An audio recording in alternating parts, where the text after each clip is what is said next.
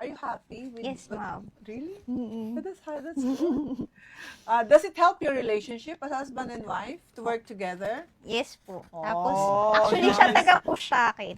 That's nice. That's nice. You know, maganda na sa to help you financially. Kasi syempre, sabi ko nga kanina, when you have opportunities to earn, don't say no. Try it, di ba? Opo. Kasi yun ng super, sabi ko nga, super yaman nga, they're also looking for opportunities to invest. Correct. Eh, what pa kung ganito na you're enjoying it Mhm. and you're together pa and can help each other. Tama. And that's really good. Yes po. So, yun, tanong ko, how do you see yourself in 5 more years other than having your own? Do you have children na? Yes po. Yeah, may Oh. one. May one boy. 9-year-old boy po kami. Tagal na rin pala, Mm-mm. 9 years old, no?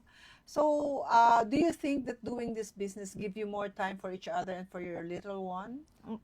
Kahit yung boy po namin tumutulong din po siya sa amin. It's a nice exposure, no? Magbenta-benta. Excited na. Is it Oh, all? nice exposure for Kasi children. before, nakasama to rin siya learn how before to sa earn ano. as early as that age, no? Nandun din po siya sa booth nung nag-start tayo sa sa Ah, Ayala before. oo. Nakikibenta Oh, din mga siya. katibo, they were with us during that was our first time, no? 2022, you were with us? Opo. Yeah, 2022, we were in Ayala Mall. That was the first time we had the tindahan ni Tarsi and they were with us there na.